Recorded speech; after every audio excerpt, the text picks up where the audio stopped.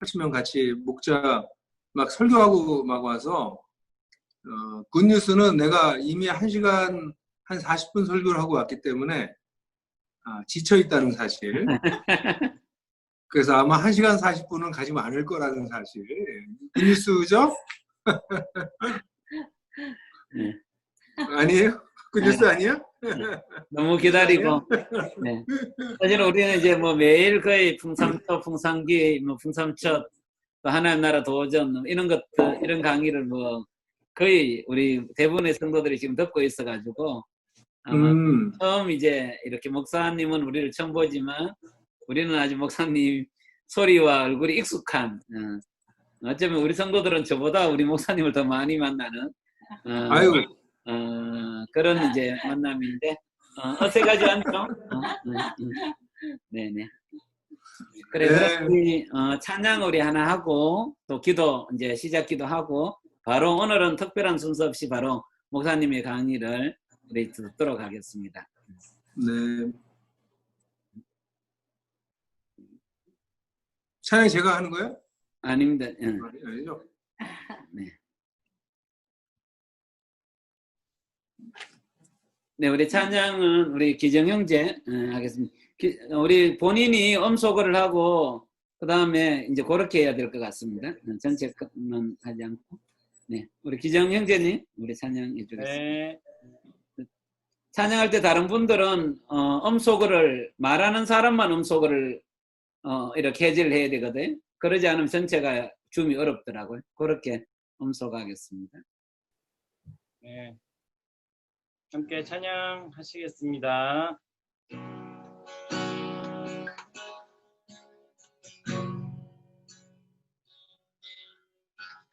오늘 이 자리에 모인 우리 어린 양 예수 따라가는 우리 순서유지 됐대.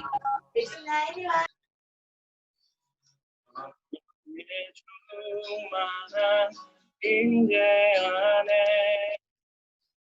어둡던 우리는 밝아져서 주를 보게 하소서.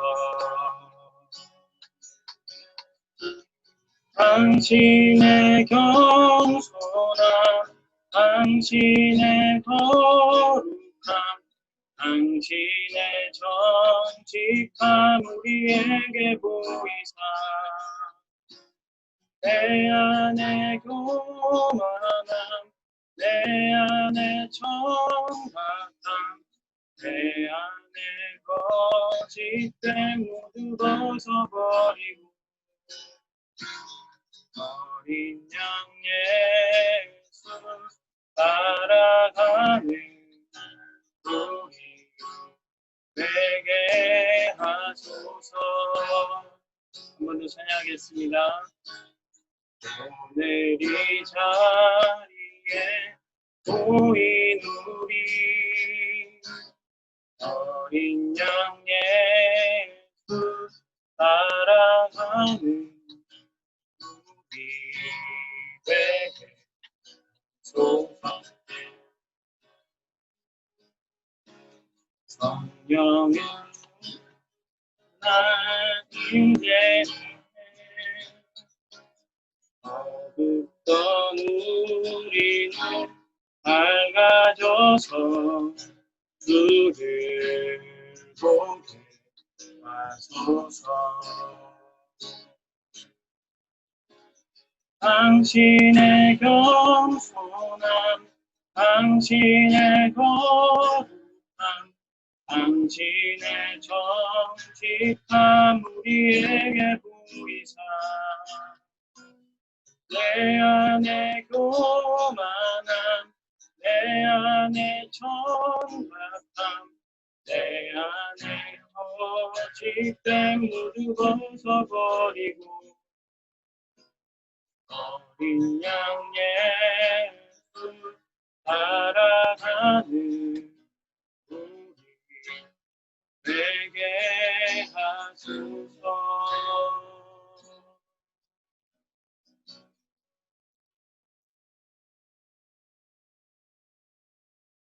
네, 우리 직수 형제 기도해 주시겠습니다.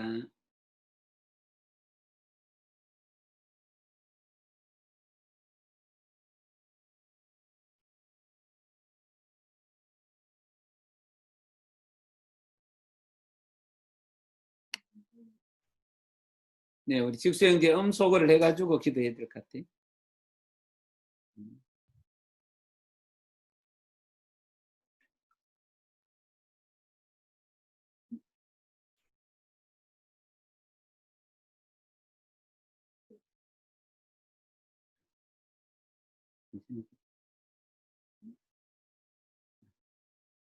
네, 우리 직수 형제 지금 없는 것 같은데.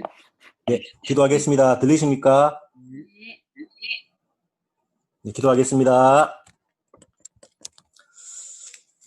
교회는 그의 몸이니 만물 안에서 만물을 충만하게 하시는 이의 충만이라.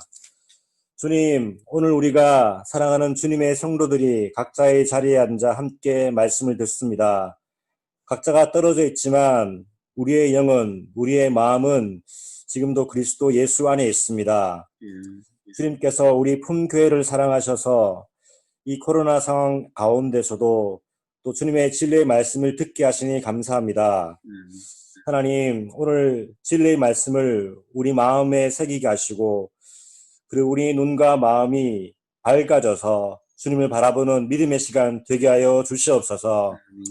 주님, 지금 참 풍요가 많이 넘쳐납니다. 하지만 사람들은 만족함을 모르고 끝없이 갈망함을 느끼며 자신을 채우려 합니다. 하나님, 이러한 세상 속에서 진정한 풍요함은 그리스도 예수 안에 있음을 고백합니다. 오직 주님 안에서만 풍성함이 있음을 고백합니다.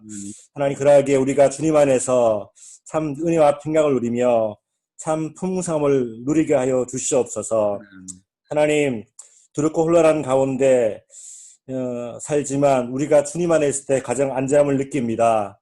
그래서 이 시간 말씀 가운데 집중하게 도와주시고 늦은 시간이지만 또 김용곤 목사님께서 강건하게 말씀을 잘 증거하게 도와주시고 우리가 주의 말씀을 경청할 때 주께서 들려주시는 그 메시지를 잘 듣고 우리 마음에 새기고 정말 그리스도를 따라가는 하나님 주의 제자가 될 수 있도록 주여 품은교회를 축복하여 주시옵소서. 예수 그리스도의 이름으로 기도하였습니다. 아멘. 네.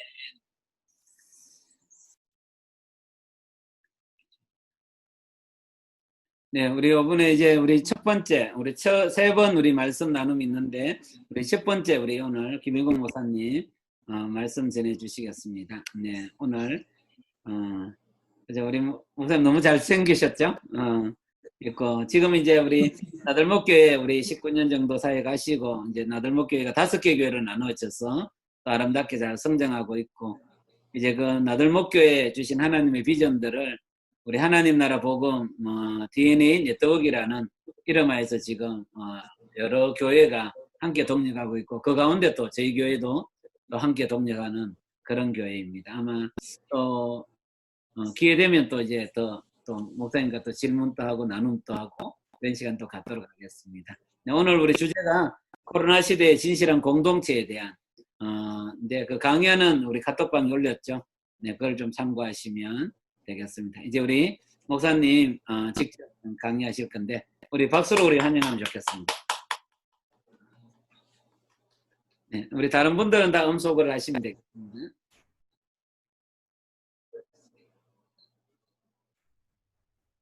조금 전에 신 목사님 말씀이 나한테 잘 안 들렸는데 마지막 부분이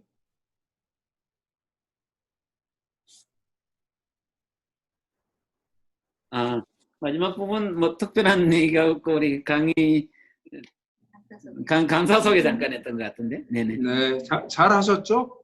네. 지금 딴 분들이 예, 지금 다 잘 되고 있는 거죠? 진행할까요? 예. 네. 제 화면에는 지금 아까 얼굴이 다 나왔었는데 지금 얼굴들이 다 안 나와서 예, 이제 막 들어오기 시작하시네.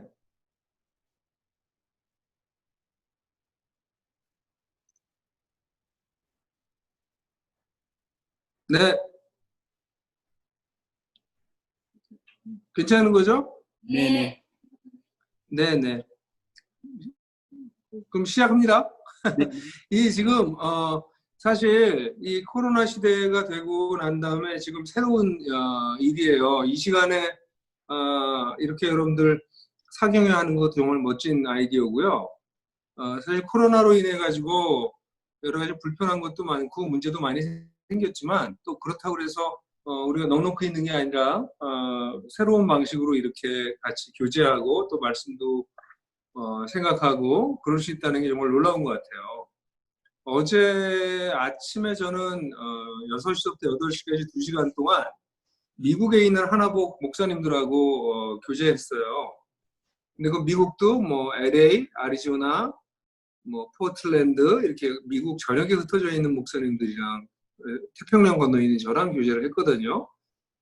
또 낮에는 또 한 2시간 반 우리 하나복 목사님들 제가 지금 만나고 있는 하나복 목사님들 전국에 흩어져 있는 하나복 목사님들 같이 만났어요. 뭐 제주도서부터 시작해서 뭐 경주, 뭐 목포 이런 데 있는 그러니까 사실 지금 상황이 어렵다고 하지만 어렵다고 해서 우리의 신앙이 멈춘 것이 아니라 또 다양한 방법으로 이렇게 신앙생활을 우리가 할 수 있다고 생각해서 이제 감사하게 생각하고 또 특별히 여러분들 교회는 풍문교회는 정말 특별한 교회 같아요. 밤 10시 반에 목사한테 설교하라고 하는 이게 말이 됩니까 이게?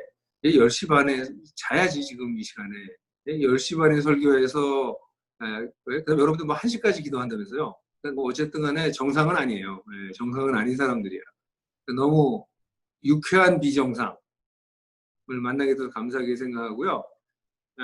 여기 저희 방인데 뭐 이렇게 자기 사진을 저렇게 크게 해놨나 이렇게 뒤에 보시면 그러실지 모르는데 제가 한 게 아니고 제 아내가 한 거고요.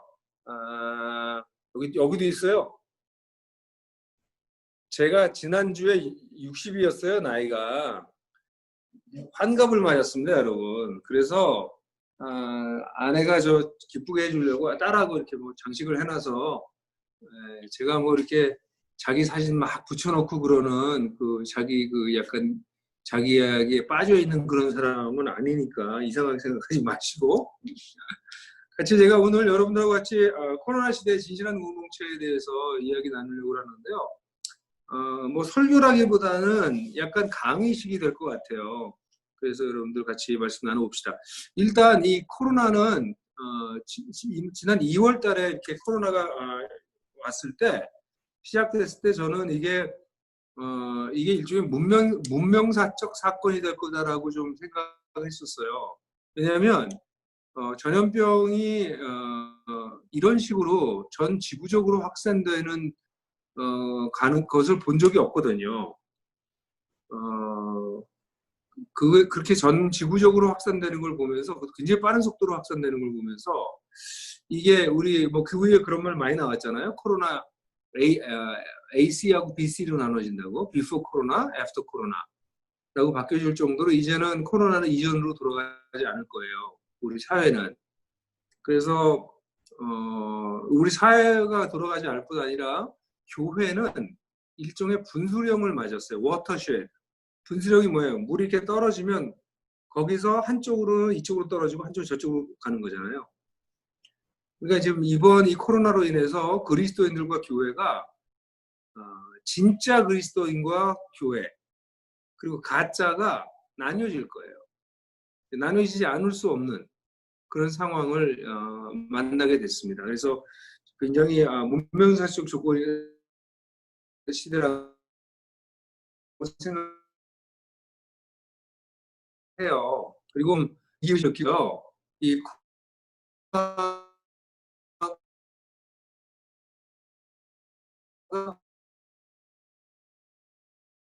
문제가 심각해요. 왜냐하면 이미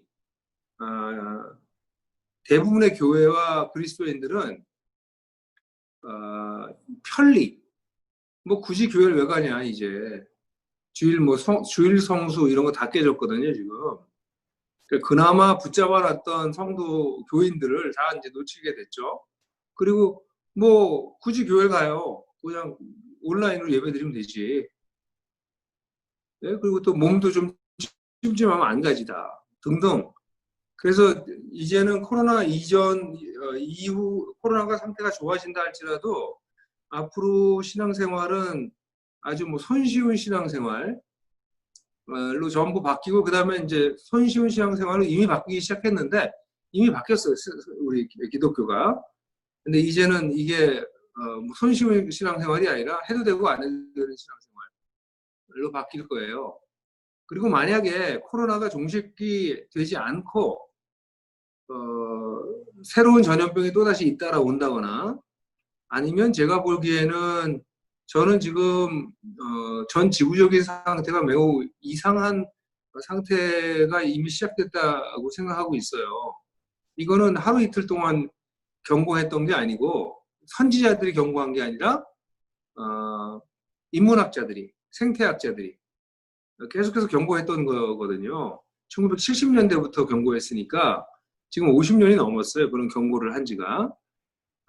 그 상태가 지금 뭐 작년에 아마존 탔죠, 미국 탔죠, 호주 탔죠, 다 호주 7개월 동안 불났죠. 올해 초에 코로나 왔죠. 지금 중국에 물난리 났죠. 한국에 60일 이상의 장마 왔죠. 이걸 이걸 보고도 그냥 어쩌다 이렇다라고 생각하는 사람들은 참 어리석은 거라고 생각하고요. 그래서 예수님이 마지막 때가 되면 이런 재앙이 전 세계적으로 올 것이다라고 예언을 하셨단 말이에요. 그거가 무슨 상징도 아니고 예수님 진짜 그렇게 말씀하셨기 때문에. 그래서 만약에 이게 그런 마지막 때에 나타날 징조들 중에 하나다라고 생각한다면, 이젠 점점 더 신앙생활하기가 어려워지겠죠. 그래서 어쨌든 상황이 좋지 않아요. 그렇지만 좋지 않기 때문에 오히려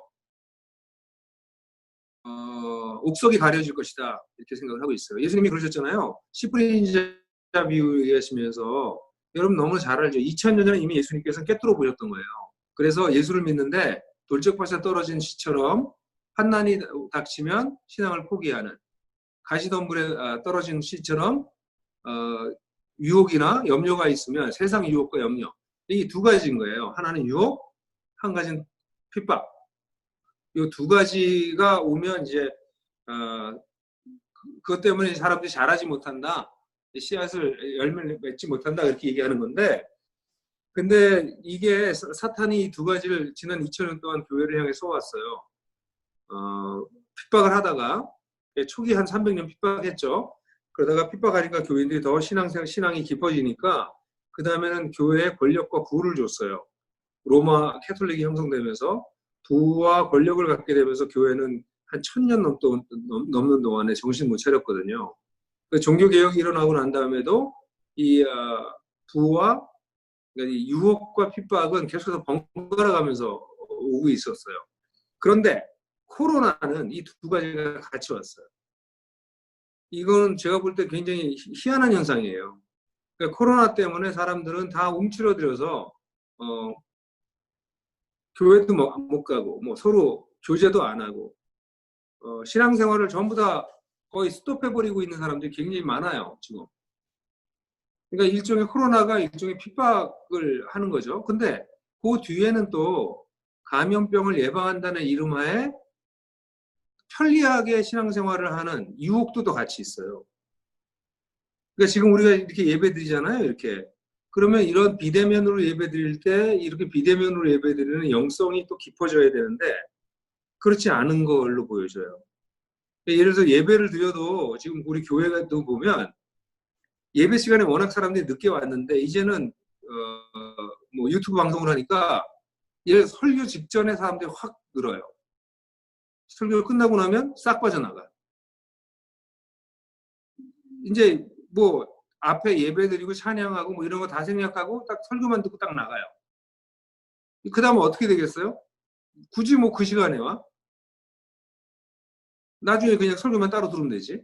예배가 아니라 설교 청취. 예배로 이제 둔갑해 버리는 거지. 그래서 이 지금 우리 교회는 예수님의 예언이 2020년 버전으로 매우 유혹과 핍박이라는 것이 한꺼번에 같이 닥치고 있는 상황이어서 정말 쉽지 않은 상황이다 이렇게 생각이 돼요. 그러나 기독교는 바울도 그렇고 베드로도 그렇고, 제가 오늘은 베드로 얘기를 좀 많이 하려고 하는데 제가 성경을 자세하게 해설은 하지 않을게요. 그럼 시간이 너무 많이 걸려서. 그런데 어쨌든 바울도 여러분들 로마서 5장에서 우리가 환난을 당하지만 기뻐한다고 그래요. 왜냐하면 환난은 인내를, 인내는 연단을, 연단은 소망을 낳는 줄 알기 때문이다. 환난을 즐거워한다고 그러거든요. 베드로 전서의 1장 6절에서도 여러분들이 지금 잠깐 시련으로 슬픔을 당할 수밖에 없지만 기뻐한다 이렇게 나와요. 물론 새 번역에서는 이거 KHK 버전은 다른 게 김영국 버전이에요. 제가 번역한 거여서. 근데 왜 제 번역을 쓰냐면 번역은 다 온전하지가 않아요. 그래서 설교하기 위해서 제가 원어에서 직접 번역한 건데, 새 번역은 아마 기뻐하라. 개역 성경도 그렇고 명령어로 돼 있어요. 근데 기뻐합니다 이렇게 번역돼 있는데 저는 기뻐합니다라고 하는 게 더 좋은 번역이라고 생각을 해요. 그래서 시련 가운데 기뻐한데, 그게 바울도 그렇고 베드로도 그렇고 초대교회 교인들은 시련을 기뻐했어요. 왜 그랬을까요? 바울도 똑같이 얘기해요. 바울도 환난은 연단은, 연단은 소망을, 인내는 소망을 내는 줄 안다. 우리가 연단된다는 거거든요. 근데 베드로도 여기 보면 결국 불로 연단 하나 없어지는 금보다 더 귀한 여러분의 믿음의 연단이 드러난다, 발견된다 이렇게 얘기해요. 나중에 예수님 그리스도께서 나타나실 때 우리의 믿음이 연단된 거가 나타날 거다 이거예요. 그게 기뻐한데, 왜 그게 좀 이상하지 않아요? 이게 이상한 게 아니고요. 기독교의 핵심은 하나님과의 관계잖아요. 그러니까 우리한테 제일 중요한 건 하나님과의 관계예요. 이 하나님과의 관계를 우리 쪽에서 붙잡는 게 믿음이야. 그러니까 믿음의 연단이라고 하는 것은 우리 인생의 가장 소중한 부분이 잘 연단돼서 금이 이렇게 정련해가지고 불순물레가 타버리고 순전한 금만 남는 것처럼 우리 믿음도 그렇게 된다는 거예요. 그러니까 여러분 이게 안 와닿을지 모를 것 같아. 근데 이제 예를 들어서 내 아이가 내 정말 사랑하는 아이가 좀 어려움을 겪더라도 그걸 통해서 애가 정말 건강하고 훌륭한 사람이 될 거라면 그 어려움을 겪는 거를 우리가 슬퍼하지 않아요. 그 어려움을 지나서 애가 막 훌륭하게만 된다면, 야, 이 어려운 게 오히려 도움이 되지, 약이 되지 하고 오히려 기뻐할 수 있잖아요. 이런 거예요. 그러니까 우리 연단이라고 하는 게 나한테 가장 소중한 우리의 믿음이, 하나님과의 관계가 세상에서 제일 소중하다고 우리가 아무리 얘기해도 하여간 이게 제일 중요한데, 이게 최고의 순도로 깨끗하게 연단돼서 하나님 앞에 나타날 거라는 거예요. 발견될 거라는 거예요. 이 단어는 발견한다는 단어예요, 사실은. 우리 그게 될 거기 때문에 기뻐한다는 거예요. 실제로 이번에 이제 옥석이 가려지면서 신앙생활을 제대로 하고 있었던 사람들의 신앙은 연단되어서 금보다 더 번쩍번쩍 반짝반짝 빛나게 될 거고, 그렇지 않았던 신앙들은 오히려 허물어지게 될 거라는 거예요. 그래서 이게 지금 그게 바로 우리가 여러분들과 제가 서 있는 시대예요. 정신을 바짝 차려야 되는 거죠. 그죠? 근데 그러면 요 속에서 어떤 현상들이 일어나냐면, 첫 번째는 진짜 예배하는 사람들과 공동체가 살아남아요. 그게 드러날 거예요. 근데 지금까지는 예배가 사제 중심이면서 제도적 예배였어요. 그러니까 목사가 인도해야 돼. 그러니까 목사가 없으면 예배가 또 안 된대. 그래서 주기도문이라고 하는 거가 어디 쓰이냐면, 목사가 없어서 축도 못하면 축도 대용으로 주기도문을 많이 써요. 그죠? 근데 주기도문은 정말 대단한 기도거든요. 근데 그 주기도문을 제대로 기도하는 사람이 거의 없어요. 외워버리고 말지. 그건 무시무시한 기도예요, 주기도문이. 그런데 이게 제도적인 예배를 위해서 그 예배 끝날 때 쓰는 걸로 전락해버린 거죠. 예수님께서 가르치신 기도의 본령이고 이 기독교 영성의 가장 최고 지존이 주기도문이야. 그렇죠. 예수님이 가르친 기도면 그거 끝난 거 아니에요? 근데 이게 주문이 돼버려가지고 사용되고 있는 현실이란 말이죠. 그리고 목사가 없어서 그런 거야, 목사가. 근데 여러분, 예배가 뭐예요? 크리스찬이 누구예요? 크리스찬은 누구냐면, 크리스찬을 여러 가지로 그 정의를 내릴 수 있지만, 크리스찬은 예배를 드릴 수 있게 된 사람이 크리스찬이에요. 하나님과의 관계가 깨어져 있어서 하나님 앞에 나아갈 수 없던 사람들이 하나님을 아버지라고 부르고, 하나님 앞에 나아갈 수 있는 사람들. 죄인이어서 지성소에 감히 들어갈 수 없었는데, 우리 어린 양의 피를 힘입어서 담대함으로 그 지성소에 1년에 대제사장이 한 번밖에 못 들어가던 데를 우리는 거기 들어가는 거예요. 그리고 우리 대단한 사람들이야. 그러면 무슨 얘기냐면 기독교인의 가장 큰 정체성은 예배에 있어요. 예배는 내가 기쁘려고 하는 것 드리는 것도 아니고 내가 위로받으려고 드리는 것도 아니고 하나님을 알현하는 거예요. 하나님을 뵙는 거예요. 가서 하나님 사모하는 거예요. 하나님 찾는 거야. 그런 걸 할 수 있는 특권을 우리에게 하나님께서 주셨거든요. 그런데 코로나19 이후에 이 예배를 사제 중심으로 드렸던 사람들, 목사가 없으면 예배를 못 드렸던 사람들, 제도적으로 드리는 예배, 일요일날 드리는 예배가 아니면 예배가 없는 거야. 그러니까 제가 어디 세미나에서 그런 얘기 했는데 주일 예배가 없어지니까 어떤 일이 벌어지냐면 월, 화, 수, 목, 금, 토, 일 있잖아요. 근데 월요일날 노예배, 주일 예배 이렇게 살았다고 사람들이. 예배는 일주일 내내 없어. 월, 화, 수, 목, 금, 토까지 없다가 주일날만 예배 이랬다고. 그러다가 노예배 그러다가 주일 예배를 못 드리니까 예배가 없어져 버리는 거죠. 이거 기독교가 얼마나 본질에서 벗어난 줄 아세요? 우리는 예배 드리다가 주일날 공동체적으로 모여서 드리는 예배를 드리는 거예요. 그러니까 여러분들이 주일날 뭐 박해가 왔든 뭐 역병이 돌던 지진이 났건 전쟁이 났건 그래서 주일날 다 같이 못 모이게 됐어. So what? 그래도 우린 예배를 드리고 있는 사람들이지. 매일 개인적으로 예배 드리고 또 개인적으로 예배 드리는 거에 또 한계가 있으니까 가정 식구들끼리 가정에서 같이 예배 드리고 또 가까이 있는 사람들 모여서 같이 예배 드리고 예배가 우리 전부예요. 근데 지금까지 예배가 일주일에 한 번 드리던 종교적 행위로서의 예배를 드리던 사람들, 사제가, 목사가 이끌어주는 예배에 길들여진 사람들은 지금 이 워터쉘 분수령에서 예배가 없는 쪽으로 쑥 미끄러져 가는 거예요. 오히려 예배를 배운 사람들은 이 시기에 개인적으로의 예배가 더 깊어질 거야. 가정 예배가 살아날 거예요.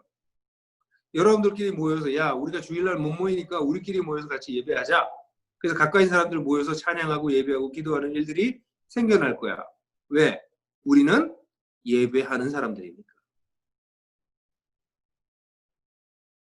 그래서 저는 베드로전서 1장 8절에 베드로가 그 초대교회 성도들을 향해서 말한 말이 너무 아름다워요. 여러분은 그 글을 본 적이 없음에도 사랑하고 지금도 보지 못하지만 여러분은 믿고 말로 할 수 없는 즐거움과 영광으로 기뻐한다. 우리도 예수님 못 봤잖아요. 예수님 본 사람 있어요? 큰일 날 일이야.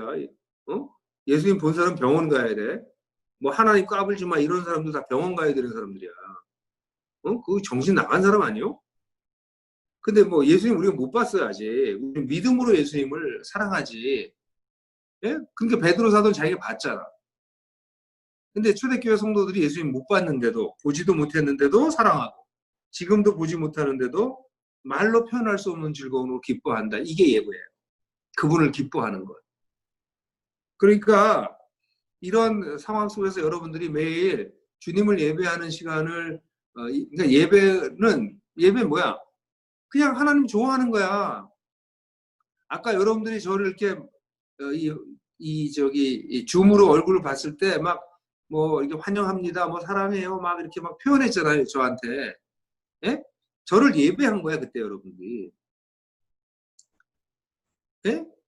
예배는 그런 거예요. 예배는 좋아하는 거야. 진짜 여러분들 예배는 좀 얕았어요. 깊이가 그렇게 깊진 않았어. 정말 전심을 다해서 좋아하는 거야.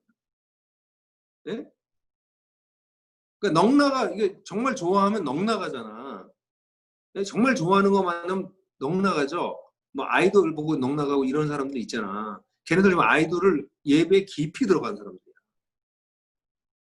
응? 무아지경에 들어가는 거지, 걔네들이. 근데 그런 우상과 이 세상의 금수와 인간의 형상을 한 우상에 몰두하는 게 아니라 우리는 살아계신 하나님께 몰두하는 거거든. 그걸 배우시고 누리셔야 돼요. 저는 아침마다 예배하기 싫어, 아침에 일어나면. 내가 억지로 예배 드려요. 예, 어떤 날은 내가 아침마다 찬양을 하는데 상태가 좋을 때는 주님, 제가 오늘 무슨 노래 불러드릴까요? 그리고 생각나면 그 노래 불러드려요. 상태가 좋을 때. 상태가 안 좋을 때는 노래도 하기 싫어. 찬양도 하기 싫어. 그럼 어떤 날은 어떻게 하는 줄 알아요? 제가 좋아하는 찬양을 스마트폰으로 틀어요. 주님, 오늘은 이거 들으세요. 저 오늘 찬양하기 싫어. 이거 들으세요.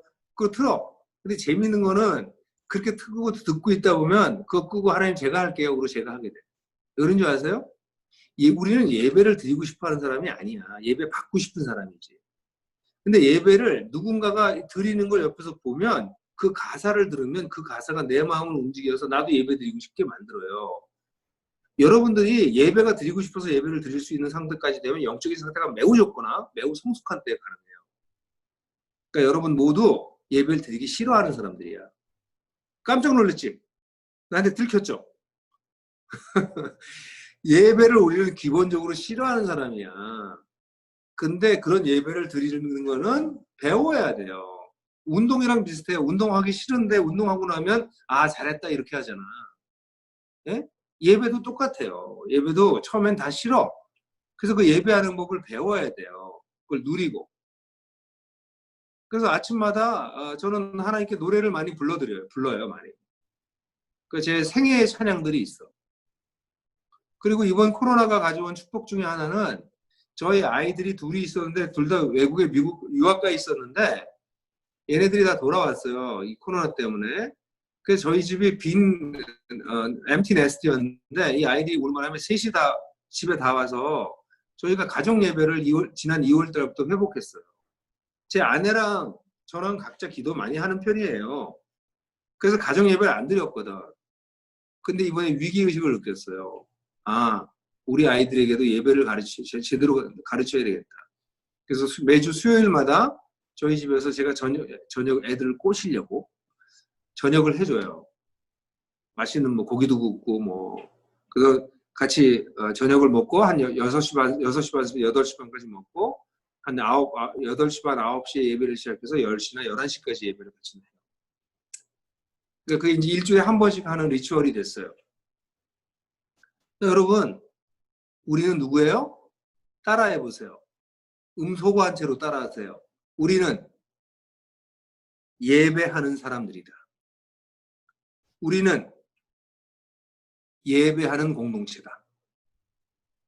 이게 핵심이에요. 거기서 힘을 얻어야지 딴 데서 힘 없어요. 여기서 아멘. 우리 조이 좋아. 네, 조이 아멘 좋았어요. 아주. 그래서 사람들이 힘이 없다고 많이 그러거든. 인생 사는 게 재미없다고. 그 사람은 예배를 모르거나 예배를 드리고 있지 않은 사람들이에요. 대부분. 자기를 즐겁게 하고 자기를 예배하는 사람들은 불행해져요. 근데 하나님을 예배하고 하나님께 몰두하는 사람들은 그 새로운 힘을 그분으로부터 받는다고. 그게 기독교의 신비고 비밀이에요. 그게 첫 번째. 두 번째는 서로 사랑하는 사람들과 공동체예요. 이런 코로나가 되니까 사람들이 안 만나. 못 만나죠. 다 비대면으로 바뀌었으니까. 뿐만 아니라 일주일에 한 번 교회를 가던 사람들, 일주일에 한 번 교회 가서 예배를 드리고 옆에 누가 있는지도 몰랐던 사람들은 전부 다 고립돼 버렸어요. 지금. 교회 소그룹이든 가정교회든 여긴 수비라고 그러던가? 거기서는? 그죠? 뭐라고 하든 그 모임이 있는데 그 모임이 코로나 때문에 못 모여요. 여러분 근데 코로나 때문에 이라고 부부들이 다 자가 격리하고 얼굴 안 보고 살아? 예? 아니 직장도 다 나가고 다 하잖아요. 조심해야지. 조심하는 거랑 두려워하는 건 다른 거예요. 조심하는 거랑 두려워하는 건 다른 거야. 그래서 우리는 이럴 때일수록 뭐 해야 돼요? 사랑해야 돼, 더. 저는 이번에 여러분들 품은교회 그 뭐 여기서는 그 국어도 막 파괴해야 돼. 품성한, 예?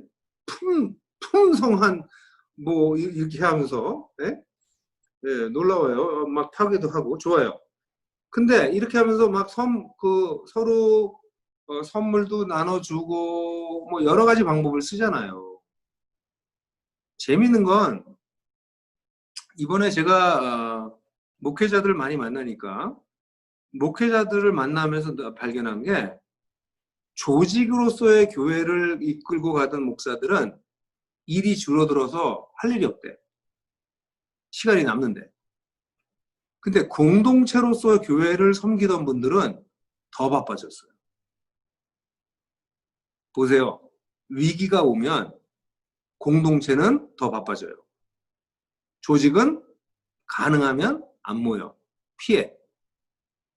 오늘 제가 우리 나들목의 목자들한테도 그 얘기를 했어요. 나들목의 목자들도 자기의 가정교회를 공동체로 여기고 살았던 사람들은 더 바빠졌어요. 어떻게 내 식구들을 섬길까? 돌볼까? 얘네들 신앙이 흔들리면 안 될 텐데. 그래서 어떻게 해서든지 다 같이 모이지 못하게 되면 어떻게 해서든지 얘네들을 세우려고 애를 쓰더라고. 그런데 가정교회를 조직처럼 운영하던 분들은 손 놓고 있는 거죠. 지금 우리의 공동체가 조직이었는지 진짜 공동체였는지가 나타날 수밖에 없어요. 베드로 사도는 여기서 말하기를 우리가 꾸밈없이 사랑하기에 이르렀으니까 더 뜨겁게 마음으로 뜨겁게 사랑하자 이렇게 얘기하거든요. 베드로서 1장 21절에. 기독교회는요. 꾸밈없이 사랑하는 거예요. 위선적이지 않은 진실한 사랑에 우리는 이르러 있어요. 그러니까 가짜 사랑을 하고 있으면 아직 크리스찬도 아닌 거지. 근데 베드로는 뭐라고 얘기냐면 그렇게 위선적인 사랑 정도가 아니라 마음으로 뜨겁게. 여기 뜨겁게라고 하는 거는 대가를 지불하는 거예요. 시간, 에너지, 돈 써서 사랑하라는 거예요. 뜨겁게란 단어가. 뜨겁게가 뭐 이렇게 뜨겁게 껴안고 뭐 이런 게 아니고요. 그 마음으로라고 하는 건 뭐예요? 공감해서. 마음을 나누면서. 그러니까 지금 코로나 상황이라고 뭐 사람들 못 만나요. 왜 못 만나? 직장 안 나가? 직장도 나가고 뭐 친구들도 만나고. 우린 여전히 사람들 만나고 있거든. 그런데 교회는 안 온대요. 얼마나 교회가 별 볼 일 없는 집단이 돼 있는 거예요. 그 사람들한테. 그래서 지금 우리가 해야 될 거는 사랑하는 거고 특별히 누굴 사랑해야 되냐면 외로운 사람, 고립된 사람, 또 신앙이 없는 사람들, 신앙을 가지려고 그러다가 주저앉은 사람들. 이런 사람들이 지금 막 보이지 않아요, 여러분? 그죠? 보이죠? 그 사람들 섬겨야 돼. 그러니까 여기 우리 품은교회가 지금 그래서 이런 1세기 때도 그랬지만 1세기 때도 전염병이 지나가고 나면 기독교가 부흥을 했어요. 왜냐면 전염병이 지나가고 나면 많은 사람들이 전염병 때 역병이 일어나면 사회 지도자들이 다 시골로 도망가요. 도시를 버리고. 자기 가족들까지 다 버리고 갔어요. 근데 기독교인들은 거기 남아서 환자들을 치료하고 죽은 시체를 매장하고 그러다가 어떤 일이 벌어지냐면 이 사람들이 병이 안 걸려. 그래서 그걸 너무 신기하게 생각하고 초자연적인 어떤 하나님의 기적이라고 생각했어요. 병이 안 걸리니까. 근데 지금 우리가 알지. 그건 뭐예요? 면역이 생긴 거예요. 과학적으로 지금 설명이 가능하죠. 면역이 생겨가지고 항체가 형성되는 바람에 이 사람들이 죽음을 무릅쓰고 딴 사람을 돌보는데 병이 안 걸리는 거예요. 그러니까 이걸 보고 그 당시 그걸 해석할 수 없으니까 그때 1세기, 2세기, 3세기 때 전염병이 돌고 나면 하나님 믿지 않는 사람들이 저 사람들은 다른 사람 살리기 위해서 죽기까지 한다. 여기서 사람을 느끼기도 하고 이 사람들은 죽지도 않네. 저렇게 병자들 옆에 가서 간호하는데 병에 안 옮아. 초자연적인 하나님을 경험한 거예요. 그들이. 그래서 많은 사람들이 돌아왔어요. 그럼 지금은 우리는 어떻게 사랑해야 되냐고. 예? 지금이 찬스라니까 교회가 딴 사람을 사랑할 수 있는 찬스예요. 창의적으로 어떻게 사랑할 건가? 우리끼리만 사랑하는 게 아니라 외부에 있는 많은 사람도 어떻게 사랑해서 섬길 건가? 그래서 이게 위기지만 어떻게 보면 우리가 아까 뭐 했어요? 우리가 예배하는 사람이라고 그랬죠? 예? 두 번째, 우리는 뭐 하는 사람이에요? 우리는 사랑하는 사람들이에요. 우리끼리만 사랑하는 사람이 아니라 교회 밖에 있는 사람들도 사랑하는 사람들이에요. 그런 면에서 품은교회도 제가 알기로는 공동체로 형성되어 있는 걸로 알고 있는데 그 공동체를 잘 꾸려나가시는 게 중요해요. 제도가 아니라. 그래서 우리 나들목교회는 나들목교회 가정교회는 한번 짜여지면 그 가정교회가 분가할 때까지 재편성을 절대로 안 해요. 소그룹 같이 재편성하는 소그룹들은 그게 프로그램이지 공동체가 아니더라고.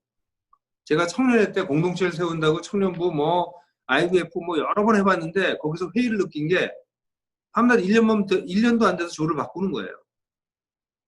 1년 내내 무슨 공동체처럼 지내다가 조 바꾸면 다시 또 멀어져. 그러고 알았어요. 이렇게 하면 공동체 안 되는구나.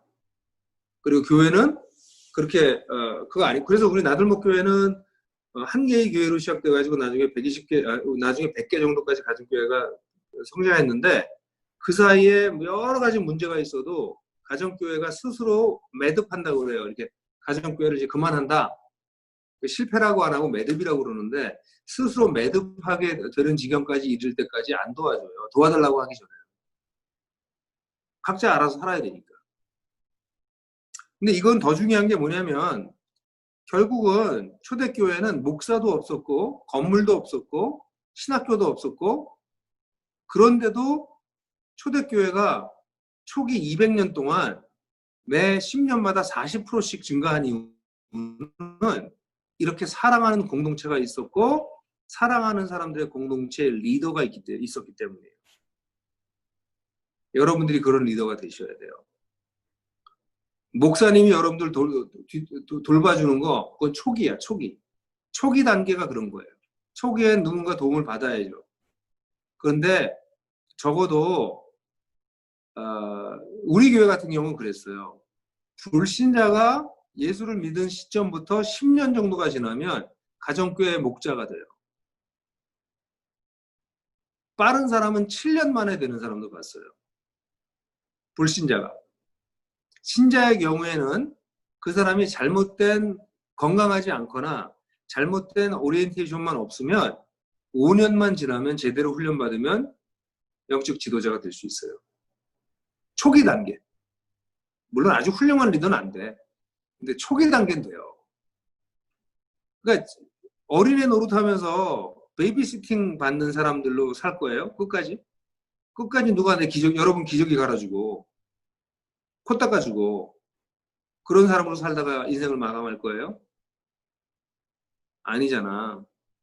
그래서 풍삼기가, 풍삼초, 풍삼첫 같은 거로 복음을 전하고 초기 양육도 하는 걸 배우고 그러면서 자기가 진리 위에 굳건히 서고 이런 게 필요한 거죠. 그래서 우리 지금 한국 교회는 결국은 전문적 프로페셔널 퍼포머 공연자로서의 목사들이 퍼포밍을 하는 대형 교회가 살아남을 거예요.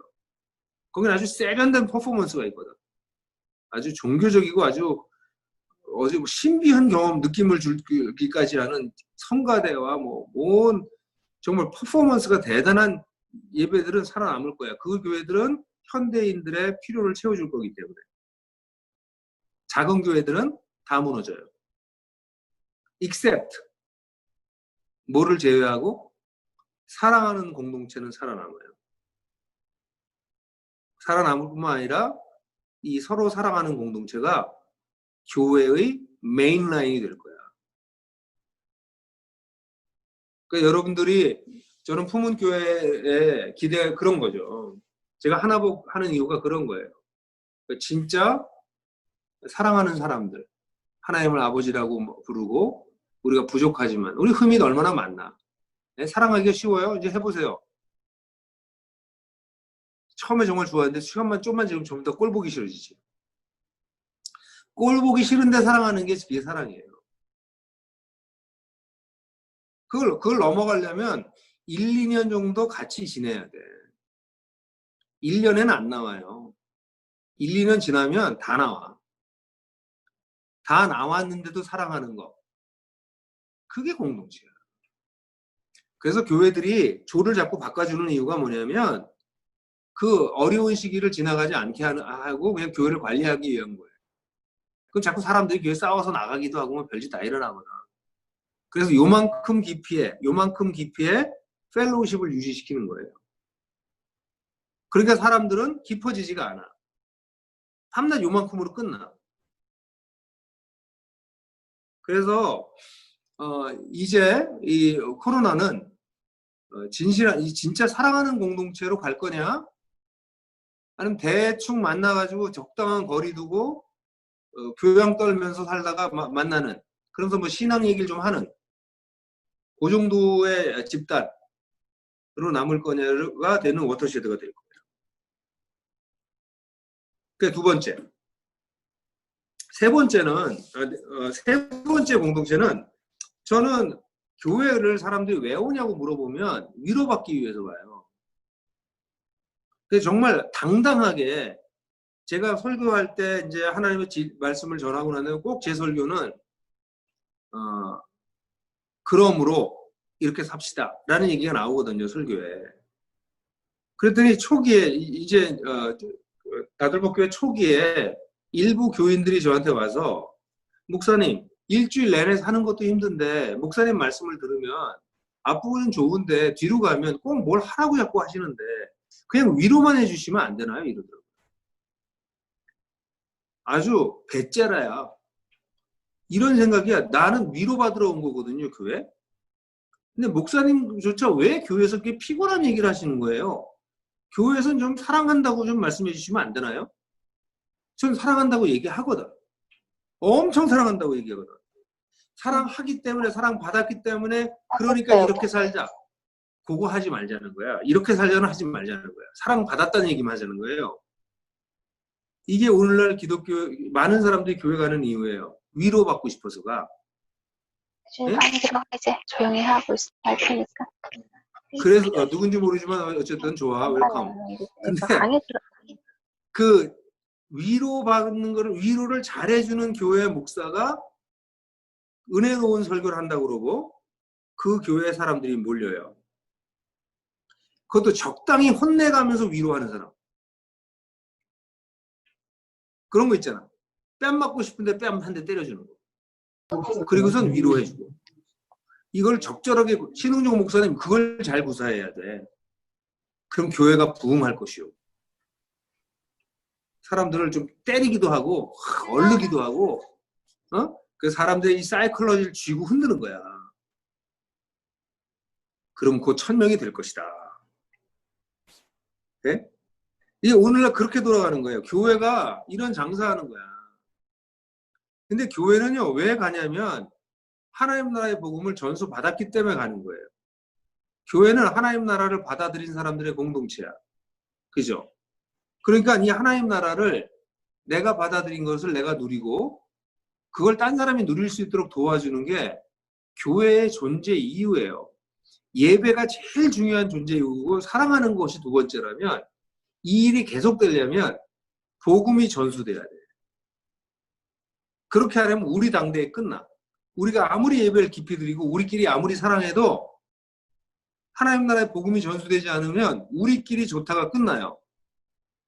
그래서 교회는 반드시 하나님 나라의 복음을 전수하기 위해서 모여야 되는데, 사람들이 위로받기 위해서 모이기 시작하면 복음을 한 번도 안 전해본 사람들이 목사가 돼요.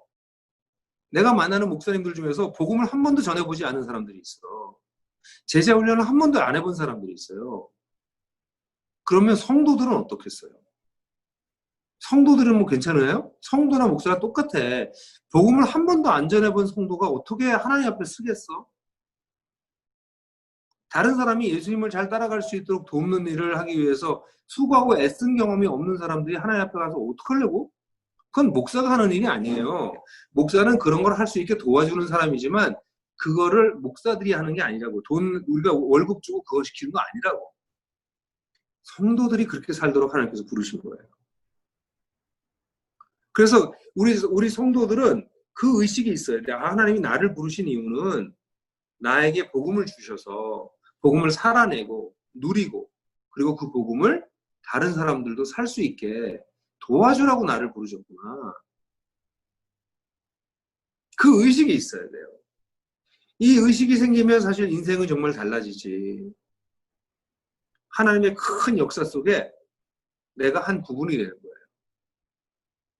예? 여기 베드로전서 1장 10절부터 13절에 있는 말씀에 이게 좀 길어서 설명하기 좀 어려운데 이 10절부터 11절까지는 예언자들이 이 예수님에 대해서 연구했다는 거예요. 연구해가지고 그들 속에 계신 성령께서 그리스도가 받으실 고난과 그 이후의 영광을 증언해서 드러내 주셨는데 12절에 보면 이것이 이렇게 섬긴 것이 그들을 자신을 위한 것이 아니라 우리를 위한 것이라고. 여러분들을 위한 것이라고. 그런데 이런 놀라운 소식을 선지자들이 열심히 찾아내서 예수께서 고난받으시고 부활하실 것을 알아내게 됐는데 이건 우리를 위한 것이고 그 다음에 나오는 것이 그 일들은 바로 그 내용은 하늘로부터 보낸 성령을 힘입어서 여러분에게 복음을 전한 사람들에 의해서 여러분들에게 선포된 거야. 그러니까 오랫동안 이 예수께서 오시는 메시아가 오시는 거를 예언자들이 기다리고 있다가 그걸 찾아냈고 이 놀라운 소식을 또 다른 사람들이 성령을 힘입어서 우리가 복음을 전해서 우리가 선포됐다는 거예요. 이거를 베드로는 뭐라고까지 얘기하냐면 그 일들은 천사들도 간절히 보고 싶어요. 여기 간절히 보고 싶다는 건 이게 허리를 굽혀서 구부려서 이렇게 막 내려다보고 있는 걸 뜻해요. 어? 예수님이 메시아로 이 땅에 오셨다라고 하는 거는 구약의 수많은 선지자들이 기다리고 연구하고 찾았던 것이고 그것이 수많은 사람들의 수고를 통해서 우리에게 전파된 거라고. 우리에게. 천사들도 이거를 알고 싶어서 이렇게 내려다보는 거였다고. 그걸 우리가 얻었다고. 근데 이거를 이거 받고 난 천국 간다고 그걸로 땡친다고? 네? 이렇게 놀라운 복음이 나한테 선포되어졌는데 내가 이거를 나만 믿고 끝난다고? 그럼 복음을 잘 모르는 거지. 어떻게 그럴 수가 있어요? 불가능해요. 복음을 알게 되면 복음을 제대로 알게 되면 거룩한 부담감 이 복음을 내 주변에 있는 사람들에게 나눠야 되겠다. 그런 거룩한 부담감이 어찌하니 생기겠어요. 이게 하나님이 엄청난 역사를 이끌어오고 계시는데 그 역사 속에 내가 존재하게 됐는데 제가 회사 나가거든요. 회사 일주일에 하루 나가서 일하는데 요즘 회사 나가는 게 즐거워요. 제가 회사 나가서 일한 지 10몇 년 됐는데 우리 회사에 이제 하나님 나라의 가치가 회사에 이렇게 좀 들어가게 하려고 이제 저희 회사가 이제 건축가들이 모여있는 전문 집단이에요. 한 8,900명 정도가 모여있는데 여기를 이제 그런 좋은 회사로 만드는 일을 하려고 들어가서 일하고 있는데 그거는 하는데 제가 복음을 직접적으로 못 전했어요. 왜냐면 제가 너무 고위직에 있어. 고위직에 있는 사람들이 밑에 있는 사람 불러서 복음 전하면 억지로 믿잖아요. 복음은 그렇게 전파되는 게 아니에요. 힘으로 되는 게, 힘과 지혜로 되는 게 아니라 사랑으로만 전파돼요. 그래서 그걸 못하고 있다가 하여간 우여곡절 끝에 재작년부터 우리 회사의 신우회를 통해서 복음이 전파되기 시작했고, 그래서 회사에서 회심하는 사람들이 일어나기 시작했어요. 그리고 올해 초에는 임원급은 일반 신우회 회원들이 복음을 전하기가 어려워서 임원급만 제가 그것도 뭐 우여곡절이 길었지만 그래서 임원들 8명을 두 그룹으로 나눠서 제가 복음을 전했어요. 그래서 제가 이 복음 전하기 전에 이미 우리 회사에서 한 거의 7, 8명이 회심했어요. 그리고 이번에 제가 복음 전하는 이 풍삼초 하나님 나라의 도전, 뭐 만나지 않으면 변하지 않는다, 요한강과 예수 찾기 이런 책을 제가 사용해서 복음을 전하는데 그렇게 복음을 전해서 8명 중에서 2명이 원래 크리스찬이었고 나머지 6명은 아예 불신자였거나 뭐 명목적인 그리스도인인데 이 사람들이 회심했어요. 회사에서 그 중에 한 사람은 기획실장이었던 여자였는데 이 자매는 4개월 동안 성경을 1독을 다 했어. 4개월에. 그러니까 굉장히 똑똑한 친구인데 이 친구가 변하는 걸 보고 회사에서 약간 충격받는 거예요, 사람들이. 저는 요즘 회사에 가는 게 힘들긴 하지만 제가 이 사역을 계속하니까 너무 기쁜 거예요. 여러분, 회사에서도 회심이 일어나요. 그래서 우리 지금 거의 10몇 명 회심했어, 우리 회사에서. 하나님은 여러분들 쓰기 원하세요. 근데 그게, 목사님 어떻게, 제가 평생 복음 전했어요.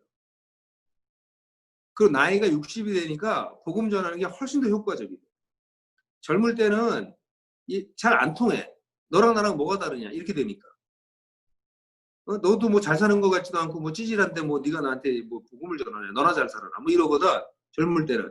근데 그래도 계속 전해야 돼. 왜냐면 이건 여러분들이 찌질하고 찌질하지 않고의 문제가 아니라 복음의 위대성 때문에 여러분들이 전하는 거지, 여러분들이 뭐 성장하고 뭐 변하고 거룩해져서 하는 게 아니에요. 그건 아직 복음을 모르는 사람이야. 복음은 나랑 상관없어, 내 상태랑. 이게 워낙 위대한 소식이기 때문에 이거 알려야 되는 거예요. 그럼 처음에 막 깨지지, 무시당하지. 그러면서 여러분들 근육이 크는 거야. 그리고 때가 되면 여러분을 통해서 하나님께서 일하신다고. 그래서 우리 교회가, 여러분들 여기 우리 같이 참여한 여러분들 모두가 복음을 전수하는 사람이 되셔요. 복음 전수? 복음을 전해서 회심할 수 있게 도와주는 것, 회심하고 난 다음에 초기 양육하는 것, 기독교에서 살아가다가 결국 제자로 설 수 있게 하는 것, 그리고 더 나가면 이 제자들의 공동체를 이끄는 것, 거기까지 하면 다 하는 거예요. 그게 제사장이에요. 그런 걸 할 줄 아는 게 제사장이에요. 예? 제가 늘 우리 한국교회 목사님들한테 얘기 많이 하는데, 성도들이 제사장이라고 하는 것을 가르치는 교회가 거의 없어요. 제사장 신분을 가졌다는 얘기를 가르치는 교회가 없어. 가끔 있어. 근데 제사장 역량을 갖춰주는 교회는 거의 없어요. 내가 왜 하나복 DNA를 하냐면, 하나복 DNA를 통해서 여러분들이 제사장이라는 것만 알려준 게 아니라 제사장의 역량을 갖춘 성도로 키우는 거예요. 나들목 교회에서 놀라운 일이 벌어지는 이유는 제사장 역량을 갖춘 성도들이 일어나기 때문이에요. 하루아침에 안 일어나요. 5년에서 10년쯤 걸려. 그렇지만 5년이나 10년 후에 그런 기둥들이 나오기 시작하는 거지. 10년은 끝나는 거 아니에요. 10년이 되면, 10년쯤 되면 초보 리더가 나오는 거야. 10년 되면 초보가 되는 거야, 초보. 여기 지금 여기 그 부부들이 있는 것 같은데 애 재워놓고 왔어요? 애 재워놓고 온 사람 손 들어보세요. 애 재워놓고, 아이고 애썼어요. 애 재워놓고 왔어요. 애 몇 살? 여기 영우? 영우는 애 3살? 여기는 창수는 몇 살? 애? 2살. 또 여기는 어디 또 있어? 여기 성원이네는 몇 살? 7살. 여기는 좀 됐네. 2살짜리 엄마하고 7살짜리 엄마는 같은 레벨이 아니에요. 그지? 2살짜리 엄마하고 우리 자매 엄마 계시죠? 할머니. 그분도 엄마잖아. 레벨이 달라. 영적 지도자도 2년짜리 영적 지도자가 있고 50년짜리 영적 지도자가 있다고. 생각해 보세요. 교회에 한 20년 된 리더들이 딱 기둥처럼 서 있다고 생각해 봐. 막 떨리지 않아요? 가능하다고. 제사장 역량을 갖춰서 제사장으로 살았는지 10년, 20년 된 이 영적 지도자들이 교회를 채우면 교회는 달라져요. 이렇게 될 수 있는 게 뭘로 돼요? 철야 기도하는 걸로? 금식 기도하는 걸로? 아니, 하나님 나라의 복음을 전수하는 걸 통해서 돼요. 그게 세 번째예요. 네 번째는, 그러면 이런 사람들은 세상 속에서 하나님 나라 백성으로 살아내는 사람들이 돼요. 그 미셔널 처치라고 하는 게 있어요. 선교적 교회가 되자 그래가지고 여러 가지 프로그램들을 진행하는 교회들이 있는데 그 교회들이 대부분 실패해요. 실패하는 이유는 뭐냐면 성도들이 성장하지 않기 때문에. 그리고 목사님이 혼자 하는 거야. 결국은 나중에 목사님 먼저 커피 끓이고 있다고. 성도들이 성장해야 돼요. 그러면 성도들이 성장하면 어떻게 돼요? 예배당에 고립되어 있는 사람들이 아니에요. 크리스찬은 예배당에 고립되는 사람들이 아니에요. 이번에 코로나가 어떤 면에서 예배당이 폐쇄되고 우리로 하여금 예배당에만 모여서 신앙생활 하던 사람들이 이제 밖에서 신앙생활 하는 걸로 좀 이거 우리를 밀어냈어. 어떤 면에서는 잘된 면이 있어요. 왜냐하면 기독교회는 예배당에 고립되지 않아요. 원래 예배당이라고 하는 게 존재하지도 않았어요. 초대교회에 AD 200년쯤 됐을 때 교회 건물로 사용됐을 걸로 보여지는 건물이 고고학적으로 발견됐어요. 그러니까 교회가 세워지고 난 다음에 거의 150년이 지날 때까지 예배당에는 없었어요. 그냥 집에서 모였지. 그러니까 기독교는 처음부터 세상 속에 들어가 있는 종교였어요. 거룩한 예배당을 만들어 놓고 거기 모이는 종교가 아니었다고. 그러므로 이제 세상 속에서 우리들이 뭐 해야 돼요? 활개치는 사람들이 돼야 돼. 이 베드로전서가 제가 좋아하는 이유가 뭐냐면 베드로전서 1장 1절에서 예수 그리스도의 사도인 베드로가 택하심을 입은 이들 본도 갈라디아 갑바도기아 아시아 입혀진 임시 체류자들에게 이게 임시 체류자 여기 나그네라고도 번역할 수 있는데 여기 임시 체류자, 임시 거주자 두 가지 단어가 나와요. 임시 체류자 이건 여기 약간 이 베드로전서의 이 단어가 두 단어가 있는데 둘 다 임시적으로 거하는 사람이에요. 그러니까 법적 지위를 가지고 거하는 사람과 여행가처럼 지내는 사람을 뜻해요. 근데 이 사람들은 나그네라는 단어가 딱 좋진 않아. 왜냐면 나그네는 정처 없는 사람이잖아요. 이 사람들은 갈 데가 있는 사람들이에요. 갈 데가 있이 잠깐 머무는 사람들이에요. 우리는 어떤 사람들이에요? 하나님께로 돌아갈 사람들이야. 여기 우리 잠깐 머무는 사람들이야. 그래서 우리는 여기 나와 있는 여러 아시아에 흩어져 있는 것처럼 흩어져서 살아가는 사람들이에요. 그러니까 여러분들의 직장에서, 여러분들 가정에서, 여러분들 학교에서, 여러분들 신앙을 살아내는 것. 그러면서 뭔가 도모하는 거지. 지금은 여러분들이 어리니까 좀 시간이 지나면 우리 나들목 교회에서 일어나고 있는 일들은 제가 봐도 깜짝 놀랄 만한 일들이 벌어지고 있어요. 그래서 뭐 그 얘기를 여기서 다 얘기하려고 그러면 너무 많아서 그냥 뭐 노숙자들 위해서 하는 뭐 공동체가 세워져서 그 지역에 3, 40가구가 같이 모여 살지를 않나. 그 사람들이 리커버리 센터를 만들어서 그 은둔형 외톨이 청년들 돌보지 않나. 바나바 하우스 만들어서 정신적 병이 있어가지고 결국 노숙자가 될 수밖에 없는 사람들 그룹홈을 하지 않나.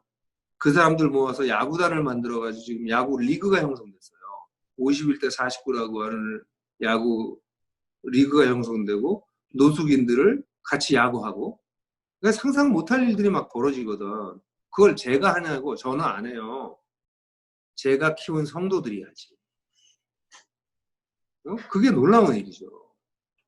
뿐만 아니라 예를 들어서 뭐 함께 사는 공동주거와 관련된 다양한 방법들을 생각하고 있어요. 그래서 실제로 6, 7개의 다른 것들이 시작됐어요.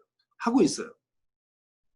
함께 집을 짓고 같이 사는 것도 있고 또 우리 자매들을 위한 그 쉐어하우스 그래서 좀 안전하고 좋은 그런 집이 2채가 있고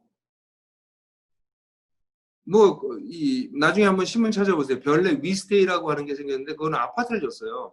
협동조합으로. 한국 최초예요. 한국 최초로 협동조합으로 460세대 아파트를 줬고 거기에 나들목 교회 식구가 60세대가 들어갔어요. 그거 얘기만 해도 한참 들어.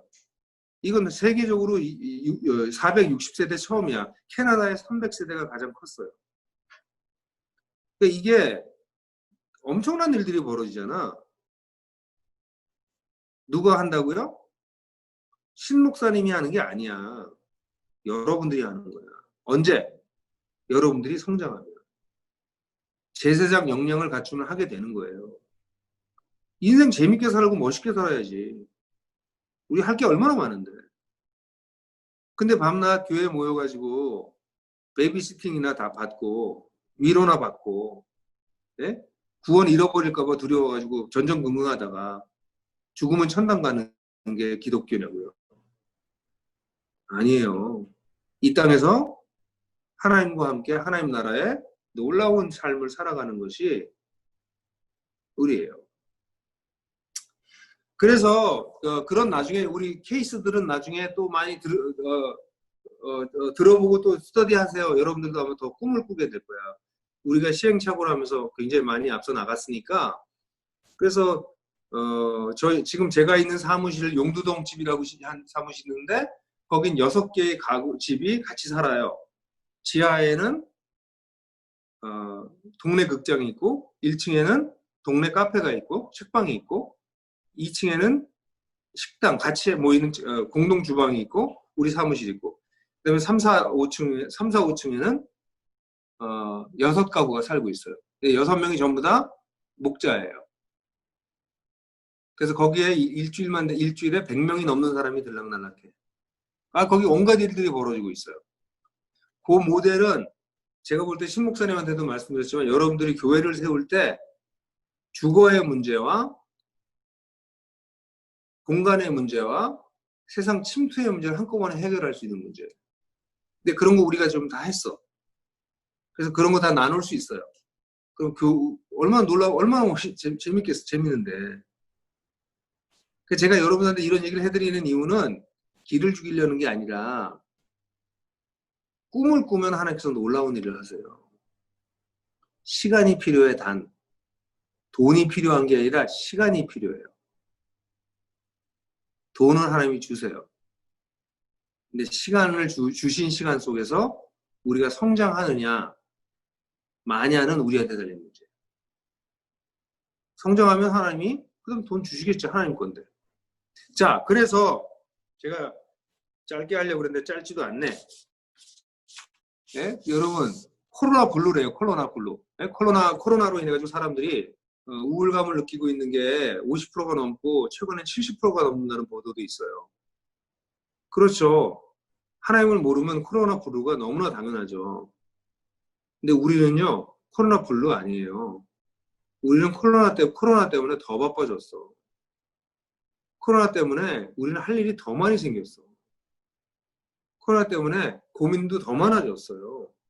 우리는 코로나 레드야. 예? 우리는 뻘개져가지고 열심히 뛰고 있다고. 안 그래요? 아멘이죠. 조이, 아멘, 아멘, 그렇지. 아멘. 예? 그래, 우리는 크리스찬은요. 진정한 크리스찬은 제가 볼 때 코로나 블루에 무릎 꿇을 수 없어요. 자기만 자기만 들여다보고, 자기 혼자 겁나서, 자기 혼자 무서워서, 고립돼서, 딴 사람도 돌보지 않고.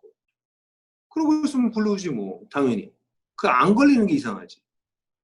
그렇죠. 우리가 지금 얘기한 것처럼 정말 예배드리고, 서로 사랑하려고 애쓰고, 하나님 나라 복음 전수하려고 사람들 1대1로 만나고, 온갖 거 하고, 꿈꾸고, 언제 블루가 들어와? 그죠? 여러분, 품은교회도 보면, 품은교회는 그런 면에서 좀 기대가 되는 교회라니까요. 이게 뭐야, 지금 몇 시야, 지금? 11시 40분에 이 청년 집회도 아니고, 이게 지금 애 난 사람들이다. 이게 정신 못 차리고죠. 예? 이게 광신도들이어서 그래, 광신도. 그 광자는 미칠 광이 아니라 빛광이에요.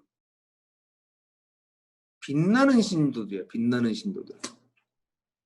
그래서 우리가 광신도로 살자고 저기 전광훈은 미칠 광이야. 거긴 따라가면 안 돼. 우리는 빛광이야. 우리는 빛광. 오케이? 그래서 코로나 시대에 진실한 공동체 멋지게 세워보자고요. 오케이? 제가 여러분들 위해서 한번 기도할게요. 같이 기도합시다. 하나님, 우리 품은교회 이 품성한 사경회 너무 재밌습니다. 이 사랑하는 성도들 주님께서 붙잡아 주셔서 이들 한 사람 한 사람들이 예배하는 사람들, 예배하는 공동체가 되게 해주시고 사랑에 있어서 더 깊어지는, 더 뜨겁게 사랑하는 그런 사람들과 공동체가 되게 해주시며 이들이 통해서 복음이 끊임없이 전수되어 새 생명이 태어나고 새로운 삶의 꿈을 꾸는 사람들이 일어날 수 있게 돕는 공동체가 되게 도와주시길 원합니다. 그래야 해서 정말 제사장다운 제사장 역량을 감당할 수 있는 그런 성도들 일으키셔서 세상 속에 빛과 소금의 역할을 하겠다고 약속하셨던 그 교회의 영광스러운 모습을 우리 품은 교회가 회복할 수 있도록 드러낼 수 있도록 도와주시옵소서. 우리 사랑하는 형제자매들을 주님의 이름으로 축복합니다. 예수 그리스도의 이름으로 기도했습니다. 아멘. 네, 우리 한번 박수로. 네, 어쩌면 우리가 이제 뭐 10시 넘어서 우리의 인생을 보면 가끔씩 이제 하루를 살았을 때 오는 삶의 그 감정이나 몸이나 관계의 찌꺼기를 갖고 이렇게 저녁 늦게 또 드라마를 보거나 또 고민을 하거나 또 멍하니 보낼 수도 있지만 정말 이 저녁에 정말 하나님의 이야기를 하고 하나님의 가치와 꿈을 갖고 이 시간을 보낸다는 것은 참 행복한 시간이 아닌가라는 생각을 하게 됩니다. 특별히 우리 이제 우리 다 경험하고 있지만 우리가 이제 저녁에 이제 아기들 자이고 10시 반에 성경 공부하잖아요. 그리고 한 12시까지. 그래서 우리 교회는 이게 아주 익숙한 문화죠. 이제. 그렇게 대단해요. 네, 대단해. 아기를 자야만 어때 30, 40대가 이제 성경 공부를 할 수 있으니까요. 그래서 뭐 새벽 1시까지는 우리가 익숙한 문화인데 그래서 이제 참 감사하고 또 정말 처음 복음이 교회 안에 DNA를 자리 잡았던 그 이야기를 또 실제 우리 시대에 맞게 또 항상 말씀해 주시는 또 목사님이 계신다는 게 저 개인적으로도 너무너무 좋고 그랬어요. 뭐 우리 에피소드도 알지 않습니까? 우리 교회 개척할 때 우리 아내하고 내하고 너무 달라가지고 이제 1년 동안 우리 아내가 이제 이렇게 좋아하는 교회 이제 선한 목자교회도 가보고 쭉 했고 또 내가 좋아하는 데 가보고 결론적으로 통일이 안 됐다가 이제 우리 하나복 세미나 갔다 오고 난 뒤에 하나가 되었을 때 우리 성도들이 특히 우리 리더들이 드디어 이제 전도사님과 목사님이 하나가 됐어요. 근데 우리 교회가 지금 점점 더 그래 돼 가는 것 같아요. 우리 리더들이 하나가 돼 가고 또 우리 청년부도 지금 하나가 돼 가고 이러면서 복음 안에 하나가 돼 가는 것들을 경험하게 되는 것 이게 가장 큰 축복인 것 같습니다. 또 우리 맨날 영상으로만 보다가 지금도 영상으로 보기는 보지만 영상으로 일방적으로 보다가 또 가까이서 우리 영상 뵐 수 있어서 감사하고 또 진짜 조만간 온라인뿐만 아니라 오프라인에서도 우리가 만나는 그런 시간 되었으면 좋겠습니다. 우리가 한 10분 정도 우리가 12시가 안 됐거든요. 한 15분 정도 이제 질문을 좀 하고 우리 12시부터 우리가 한 50분 정도는 품별로 이제 우리 이번에 수련회 소그룹이 짜여졌잖아요. 주일날 모였던 것처럼 9개 조로 우리가 소그룹을 하도록 하겠습니다. 네, 우리 질문을 하실 분은 음소거를 하고 질문을 하겠습니다. 질문요. 네. 네. 네, 목사님 반갑습니다. 누구시죠? 네, 저는 전미라고요. 저는 창원에 있어요. 저희 부부는 창원에서 대구 교회를 매주 다니고 있습니다. 네, 여기 지금 안 나오고 있는 거죠? 여기 나왔네. 네네네. 네, 그 목사님 말씀 듣는데 너무 저희 목사님 말씀이랑 비슷하다는 생각 들었고요. 두 분이 참 비슷하구나 이런 생각도 들었는데 궁금한 거는 이런 교회가 정말 되면 좋겠다라는 바람과 꿈이 있는데 도대체 언제쯤 될까? 저희가 지금 3년 차거든요. 네. 저희 교회가. 그래서 이제 성경 공부하고 이끔이가 있고 따름이가 있는 요 정도인데 목사님 말씀하시는 이 예배와 또 정말 그 안에 어떤 조직이 아닌 공동체가 되고 또 그 안에 복음 전수까지 일어나서 진짜 공동체다 하는 그 사인이 뭐 연수로는 따질 순 없지만 요렇게쯤 되면 진짜 충분히 이걸 누리고 있는 공동체인 것 같다 하는 사인이 있을까요? 아, 처음엔 언제 되냐고 물어보고 두 번째는 사인 물어봤는데 둘 다 물어본 거죠, 그러니까. 네네, 뭐, 그렇죠. 미라 자매 결혼한 지 얼마 됐어요? 저요, 9년 차입니다. 9년 차. 네, 그 집이 좀 공동체 같아요? 네, 공동체입니다. 공동체, 공동, 아, 갑자기 나타났어. 공동체입니다. 네네, 옆에 남편도 좀 보여줘봐. 왜 남편? 네네, 공동체입니다. 아, 공동체예요? 네네. 두 사람은 결혼하고 언제쯤 되니까 아, 우리가 안정된 공동체가 됐다 이렇게 느꼈어요? 최근에요. 최근에. 네. 최근에 한 9년 돼서 오케이. 9년 그 다음에 네네. 그러니까 어떤 사인이 있던가요? 저는 말하지 않아도 조금 이제 대화나 이야기가 소통이. 내 소통이 좀 잘 되고 생각이 좀 비슷해지고 음, 결정들이 쉽고 음, 갈등이 줄고. 그죠. 네. 그러기 전에는 이제 서로 실망도 하고 이 사람 이거 내 잘못 결혼한 거 아닌가 이런 생각도 해봤고. 그죠? 예, 법원에 갈 뻔했습니다. 아, 그랬군요. 할렐루야. 보고, 자, 지금 봐봐. 어? 교회 공동체나 가정 공동체나 공동체는 비슷해요. 네. 어? 그러니까 이 사람들이 물론 이제 같이 사니까 더 힘든 것도 있고 같이 살아도 힘든 게 있는 거예요. 그러면 우리 교회가 공동체가 되면 우리가 복음의 기초에서 공동체가 되면 보통 제가 볼 때는 4, 5년 정도가 지나봐야 4, 5년 정도가 지나야 겨우 리더급의 사람들 갈등의 문제를 좀 해결하고 소통할 줄 알고 딴 사람을 품을 수 있는 리더가 4, 5년 지나면 겨우 조금씩 나타나. 그때까지 큰 사건이 안 나는 게 지금 교회도 필요해요. 그 전에 법원 가지 않게. 어? 그래서 교회는 다 마찬가지예요. 그래서 근데 이제 그 기간 동안 이제 부부도 이제 싸우면서 성장하잖아요. 그런 것처럼 성도들도 성장해야 되는데 우리 복이 하나복 지금 어드버타이즈 하는 게 아니라 어드버타이즈 하는 거네. 하나복이 좋은 게 뭐냐면 성도들이 성장할 수 있는 로드맵을 보여주잖아. 그래서 그 로드맵에 따라서 꾸준하게 성장하면 자기 신들도 모르는 사이에 내가 리더가 돼 있는 걸 발견하게 될 거예요. 두 사람도 9년 지나면 우리 부부가 안정될 거야 이런 건 몰랐잖아. 치고 받고 막 온갖 씨름을 하는데 결국 안 헤어지고서 견뎌냈잖아요. 그죠? 그러니까 어느 날 된 거잖아. 근데 로드맵도 없고 지도하는 사람도 별로 없는데 9년 걸린 거라고. 근데 만약에 로드맵이 있고 지도하는 사람이 있으면 이건 줄어들어요. 응? 그래서 교회 공동체 언제 그렇게 될 거냐? 한 5년, 지금같이 5년 정도 꾸준히 해나가면 그 다음에 지금 얘기한 것처럼 서로 이해하고 한계와 단점도 보고 그래도 소통할 줄 알고 품을 수 있고 그럴 수 있는 때가 되면 이게 공동체가 이제 초보 단계를 넘어가기 시작했구나. 그 다음에 이제 성숙이 남는 거지. 그 다음부터는.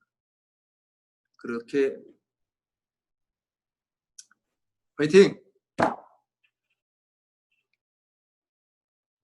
네, 또 우리 질문 있으면 하시면 좋을 것 같아요. 우리 이밤에 간사님과 우리 목사님께 이렇게 편하게 얘기할 수 있는 시간이 많지 않은데. 저요. 네네. 우리 초록이. 그냥 반가워서 인사차 드리고 싶은 질문인데요. 네. 목사님은 본인이 잘생긴 거 아시나요?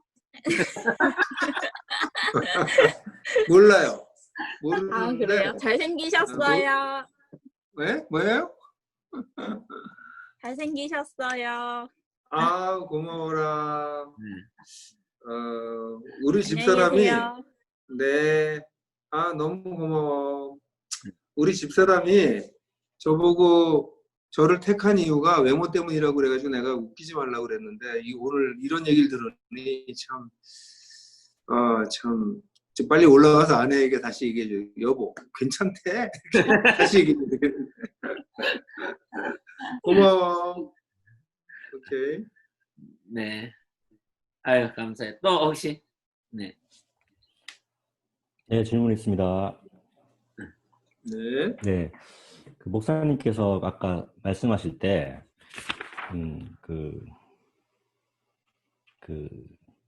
제사장 역량을 키워라. 성도의 성장에 대해서 말씀했잖아요.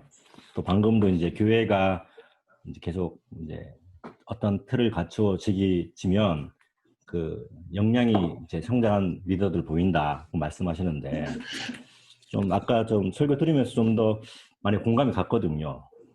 그러면 이제 아까 역량을 키우기 위해서 핵심 포인트가 복음 전수라고 말씀을 하셨는데요. 좀 더 좀 이제 하나 그 복 네트워크 교회 좀 얘기를 좀 듣고 싶거든요. 어떤 모델이 진짜 있는지, 또 목사님 생각할 때 그 역량을 키우기 위해서 복음 전수로 해야 되는데 핵심 포인트가 뭔지, 목사님 생각할 때 어떻게 하면 성도가 좀 더 역량을 잘 키울 수 있는지, 그 로드맵 어떻게 제시하는지 여러 가지 좀 말씀해 주시면 고맙겠습니다. 그 형제님이 풍성한 삶의 기초로 하셨나요, 혹시? 네, 풍삼기까지 했습니다. 풍삼기까지 하셨어요? 예. 오케이. 풍삼기를 하셨다면 풍삼기가 일종의 파운데이션이잖아요. 베이직이 아니라. 그래서 네. 풍성한 삶의 일종의 파운데이션이 놓인 건데, 그 풍성한 삶의 기초를 했다고 그래가지고 그 기초 위에 집이 지어지는 건 아니에요. 풍성한 삶의 기초를 한번 끝나면 어느 정도냐면 약간 설계도를 본 정도야. 아, 크리스천 라이프는 이런 거구나. 아마 그런 걸 좀 느끼셨을 거예요. 크리스천 라이프가 생각 외로 굉장히 폭넓고 균형이 있고 이런 거구나. 그런 그림을 그리시게 됐을 거야. 그러니까 설계도를 한 번 본 거예요. 한 번 하시면. 근데 복음을 전수하기 위해서 그걸 자꾸 나누잖아요. 사람들한테. 풍삼기를 하면서는 가르치지 말라고 그러잖아요. 가르치지 말고 그 내용을 당신이 어떻게 사는지를 얘기하라는 게 풍삼기의 핵심이란 말이에요. 그 가르치는 건 제가 다 했잖아요. 근데 또 자꾸 가르치려고 하면 안 돼. 그 가르치는 병에 걸려서 그래, 교회가. 예? 그 중요한 거는, 그래서 그 하나님 나라의 복음을 살아내려고 같이 연습하잖아요. 그럼 이제 기초가 자꾸 쌓이는 거지. 그럼 그 터 위에 그 다음에 어느 시점이 지나면 땅 밑에 있던 기초가 다 놓였으니까 그 위로 집이 지어지는 게 보이는 거예요. 실제로. 그러니까 이 복음을 전수한다는 것은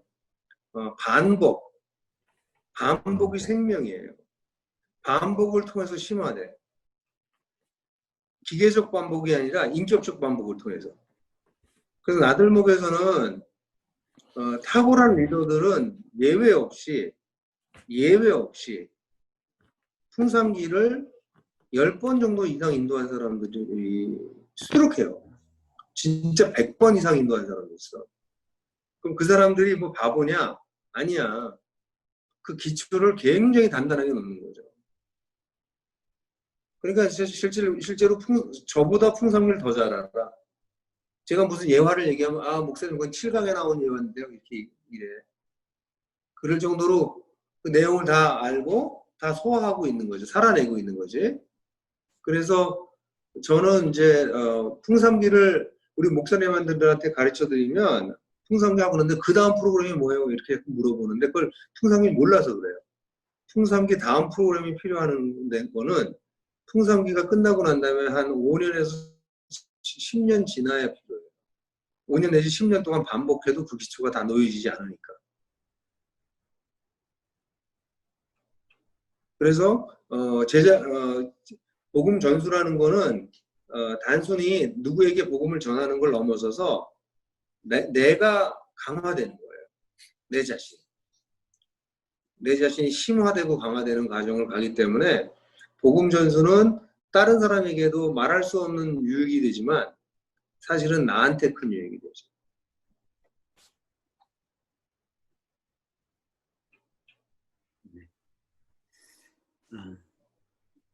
네. 오케이? 그럼 미안하지만 제가 질문 하나만 해도 될까요? 네. 사실은 아니 무슨 뭐 우리끼리 무슨 질문을 하고 그러나. 근데 전체가 우리가 이제 ING 처음에는 출발이 이제 ING 캠퍼스와 교회가 이렇게 가다가 이번에 이제 큰 변화가 있는데 아직 우리 이제 리더십도 그렇고 전체적으로 아직 많은 부분을 얘기를 못했던 것 중에 하나가 과연 교회는 이제 건물을 어떻게 해야 되는지 이게 참 고민이 많이 되는 것 같아요. 이제 이스라엘 백성들도 이제 출애굽하고 난 뒤에 광야에서 텐트 생활을 하다가 이제 이렇게 나중에 성전을 짓게 되는 건데 또 거기 이제 또 어려움을 갖게 만들 수도 있는 것 같고 또 그러다가 또 건물을 안 가질 수도 없는 이런 이제 좀 상황이 있습니다. 그래서 저희들이 이제 우리 품흥교회 이제 1.0이 개척의 세대가 시기가 좀 끝나고 이제 품흥교회 2.0은 광야교회다라고 하고 이제 우리 같이 기도하고 있거든. 그래서 나들목 교회가 이제 학교를 빌려서 했던 것도 5개를 나눌 때는 또 다른 형태의 건물을 갖는 것들을 보게 되는데 이제 교회와 교회는 궁극적으로 공동체인데 이 공동체가 담을 수 있는 이 건물이 어느 정도 비중인지 또 어떻게 해야 될지 저도 지금 많이 고민을 하고 기도하고 있는데 그 얘기를 조금 듣고 싶습니다. 예. 공간이라고 하는 거, 건물이라고 하는 건 결국 공간이고, 공간은 사람을 담는 거거든요. 사람과 삶을 담는 게 공간이에요. 그래서 공간이 생긴다라고 하는 것은 그만큼 안정적으로 그 사람들과 공동체를 담을 수 있는 공간이 생겼다는 얘기도 하지만, 공간이 생겼다는 얘기는 다르게 말하면 그로 말미암아 제한된다는 의미도 있어요. 그 공간이 가지고 있는 한계를 못 넘어가는 거지. 그래서 저는 교회를 처음에 세울 때 뭐 아시는 분 아시겠지만 저희 아버님이 건축가셨어요. 그래서 아버님은 제가 하는 교회를 설계하고 싶으셨어요. 근데 저는 그거 안 된다. 우리 교회가 어떻게 될 줄 알고 지금 벌써 건물을 지냐. 그래서 그거는 교회가 자라가는 걸 보고 거기에 따라서 필요하다면 나중에 건물을 세워도 건물을 세운다 할지라도 지금 보는 것과 같은 종류의 건물이 아닐 것이다. 현대사회에 맞는 다른 종류의 디자인을 해야 될 겁니다. 그리고 그런 기회가 오면 하나님 기회를 주십시오. 그렇게 기도했는데 그런 기회가 저한테 오지도 않았고 저희 아버님은 돌아가셨어요. 그래서 결국 아들 그토록 뭐 다른 교회들은 여기저기 온갖 교회를 다 설계를 하시고 아들 교회는 못 해주셨지. 그래서 제 생각에는 공간은 굉장히 중요해요. 저는 공간 있는 교회들 보면 막 부러워 죽겠어요. 저거 가지고 얼마나 많은 일을 할 수 있을까? 우린 공간이 하나도 없는데. 그런데도 교회로서 우리는 하는 일이 많은데 공간까지 주어진다면 얼마나 잘할까 이런 생각이 한편 들고 그러나 공간을 잘못 가지면 그것이 재산이 돼서 결국은 그 교회가 그 재산에 묶이는 그래서 텐트 우리 교회를 시작할 때 우리 교회에서 초기에 내가 설교했던 것 중에서 굉장히 중요한 설교로 남아있는 설교가 요새 심리를 가질 것이냐 장막 심리를 가질 것이냐인데 바벨탑은 요새를 지은 것이었고 아브라함은 그 반대로 장막을 가지고 하나님을 따랐거든요. 그래서 교회 건물이 요새가 되는 순간 교회는 다 망가져요. 교회 건물을 갖는다 할지라도 그 건물을 굉장히 템퍼러리로 생각할 수 있는 공간이면 좋겠다. 건물이 우리 재산이 되고 그 건물이 우리를 지켜주고 우리가 그 건물을 지켜야 되고 그런 상황 되면 교회는 본질을 잃어버릴 수 있는 가능성이 되게 많아요. 그래서 그렇게 되지 않을 만한 역량만 있다면 또 공간이 있으면 좋지. 엄청 좋죠.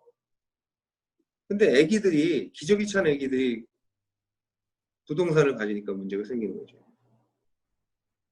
그래서 저는 그 공간의 문제에 대해서 딱 답은 있지 않고요.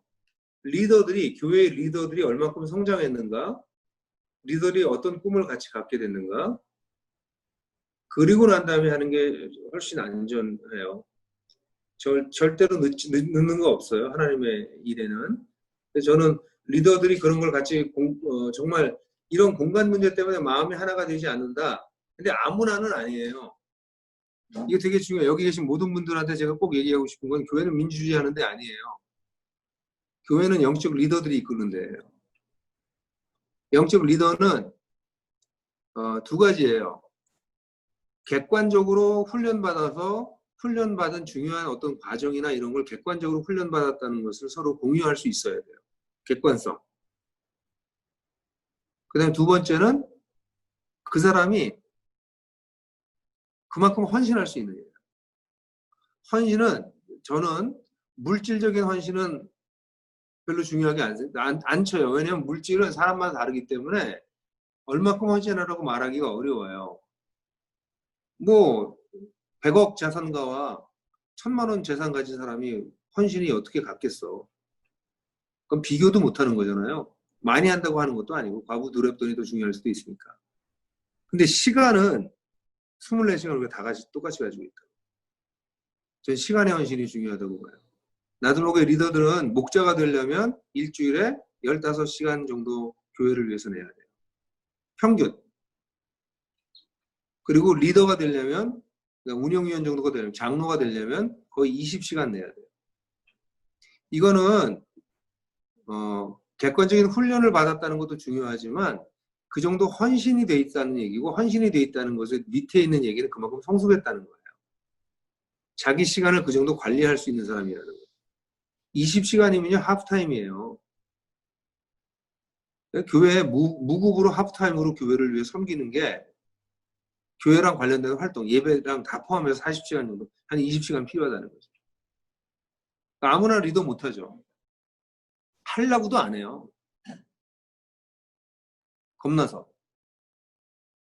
그러니까 그거는 그런 제가 왜 이 얘기를 하냐면 지금 우리 풍은교회는 거기까지 되지는 않기 힘들 거예요. 근데 적어도 어느 레벨의 그 훈련을 받은 것과 헌신된 사람, 시간의 헌신은 뭐냐면 자기 인생을 거기 걸었다는 거거든, 진짜. 그런 사람들이 함께 모여서 하나님의 뜻을 분별하는 게 필요해요. 모든 사람에게 물어보면, 예를 들어서 집에 아이들한테 이사 갈래 말래 그러면 무조건 안 가, 애들은. 그 애들 5명 있으면 애들 셋이랑 해서 민주주의에서 이사 못 가지. 부모가 결정해야지, 이사 가는 거는. 아이들하고 소통은 해야 되지만 똑같죠. 그래서 교회도 영적인 어른이 있어야 돼요. 그래서 그런 리더들이 하나님의 뜻을 같이 분별하고, 그래서 건물을 우리가 뭐 빌릴 것이냐, 아니면 좀 어느 때가 돼서 또 하나님께서 좋은 걸 주시면 살 수도 있죠. 그거 뭐 다 열려 있어야지. 그걸 우리 뭐 교회는 안 사요. 뭐 이것도 되게 웃기는 거고. 네? 하나님의 인도를 받아야지. 그런 면에서. 그래서 저는 공간이 없는, 공간을 안 가지고 있는 걸 자랑처럼 얘기하는 것도 되게 웃기고요. 또 공간을 추구하려고 온갖 빚내가지고 건물 사는 교회를 봐도 참 웃기고요. 그러니까 둘 다 별로 하나님을 따라가지 않는 것이어서 자유하게 하나님의 뜻을 분별하고 같이 움직여 나가는 그랬으면 좋겠다 이런 생각이 드네요. 공간은 중요합니다. 저희 뭐 한 예를 들어서 저희 그 밥집이 공간도 없고 그래가지고 밥집이 밤낮 우리 저 뒤에서 뭐 정말 말도 안 되게 하다가 저희가 결단을 내려서 학교 밖에 공간을 만들어 줬어요. 그리고 난 다음에 밥집이 올라가기 시작했어요. 그래서 그 지역에 사람들이 모여들기 시작하고 들어와 살기 시작하고, 그래서 우리 교회 가장 가난한 사람들, 재산이 1000만 원, 2000만 원도 안 되는 사람들이 월세 내고 들어와서 지금 사는 사람들이 한 40가구 정도가 거기 모여 사는데, 보문동에. 우리가 보기엔 아마 2년, 3년 내에 거의 한 100가구까지 올라갈 거로 보여져요. 그러면 이 사람들 여기 젠트리피케이션도 나오고 그러면 이 사람들이 이주할 걸로 보여. 딴 데로 이주해 가야 될 것 같아. 근데 왜 이 사람들이 모여 사냐면 가난한데 같이 모여 사니까 너무 좋으니까. 서로 위로하고 병원도 데려가고 문제가 있으면 같이 문제 풀고. 그래서 난 가난한 사람들이 먼저 공동체를 형성하더라고요. 그래서 그걸 봐도 이런 공간은 중요하다. 근데 그러면 팬시하고 이런 공간이 아니라 우리가 우리의 정신을 담을 수 있는, 우리의 삶을 담을 수 있는 공간 필요하다. 네, 감사합니다. 이제 좀 이 정도로 마무리하고 또 우리 못한 얘기는 소그룹에서 하면 이제 될 것 같았어, 그죠? 우리가 이제 흩어지기 전에 우리 강구하면 내일 우리 또 동일하게 우리 김유원 목사님 광야를 걷는 사람들의 이야기 이제 2번 토요일과 주일날 하겠습니다. 그래서 내일은 이제 10시입니다. 10시 반이 아니고 10시에. 그래서 우리 앞부분에 프로그램이 없기 때문에 애들 잘 자이고 이제 이렇게 우리 10시에서 내일은 좀 12시까지 한 2시간 정도 할 거거든. 하고 1시간 나눔하고 그렇게 하려고 합니다. 그렇게 하고 특별히 우리가 흩어지기 전에 감사할 것은 우리 영우 형제 이번에 수련회 전체 또 기획도 하고 지금 오늘 또 월차 냈잖아요. 월차 내고 또 이제 저 창원까지 또 배달 갔다 오고 참 너무 감사한 것 같아요. 그래서 우리 영우 형제에게 우리 좀 고맙고 감사하다고 우리 한번 박수하면 좋겠어요. 하고 네. 또 우리 오늘 또 강의해 주신 우리 정말 우리 간사님 또 저에게는 뭐 선배 간사님이자 또 뭐 선배 간사님을 넘어서 제 복음의 DNA를 좀 정확하게 좀 설계도를 갖고 교회를 개척할 수 있도록 엄청나게 또 많은 도움을 주시고 이제 꿈꾸는 거와 꿈을 실제로 설계도화 시키는 거는 좀 다른 것 같아요. 그래서 참 저에게는 뭐 너무너무 좋은 멘토이자 선배이자 또 먼저 교회를 또 시작했던 분이라서 감사한 것 같아요. 우리 목사님께도 우리 한번 감사하다고 우리 한번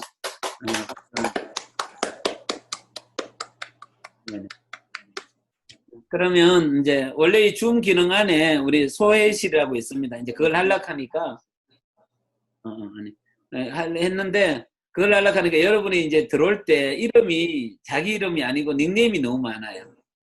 그래서 이제 사실은 거기 되면 바로 소그룹이 9개조가 품 안에서도 가능하거든. 이 줌이라는 프로그램 안에도 가능한데 지금 제가 이렇게 한번 시도해 봤는데 좀 어려운 것 같아요. 이렇게 조자는 조를 편성하는데 더 어려운 것 같아요. 그래서 뭐 원래 주일날 했던 대로 우리 각 품에서 우리 리더들이 초대해가지고 품별로 줌을 하고 나눔을 하면 좋겠고 마치는 시간은 가능하면 1시는 넘지 않도록 우리가 이제 그 마무리를 하면 좋겠습니다.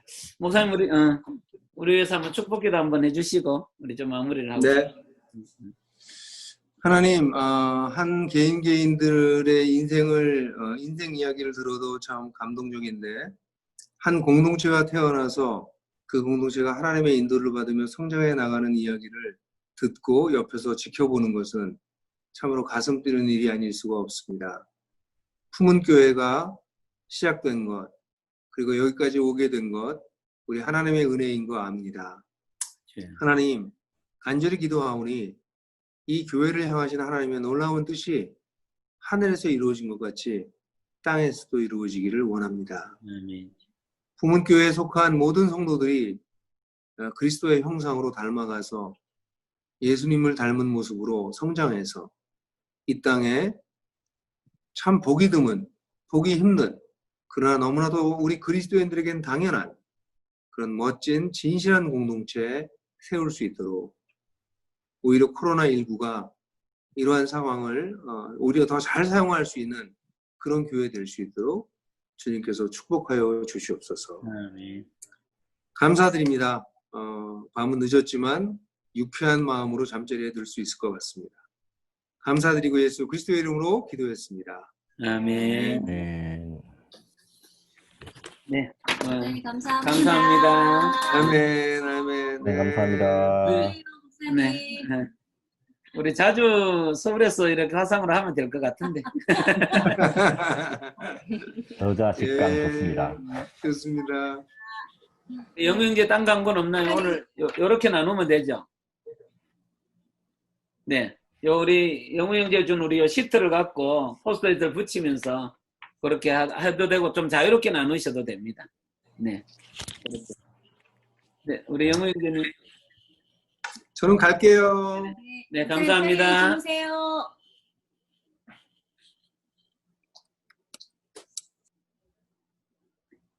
네, 그러면 우리 품별로 우리 품별로 모임을 하도록 하겠습니다. 네. 우리 내일 또 뵙도록 하겠습니다. 품별로 흩어지겠습니다. 품 아니고 수련회 조별. 수련회 조별입니다. 수련회 조. 네. 네, 수련회 우리 조장님이 초대할 겁니다. 네. 동서변대로 남으면 될까요? 아니, 아무도 정해주세요. 네네. 다시. 네네. 만나요. 네, 수고하셨어요.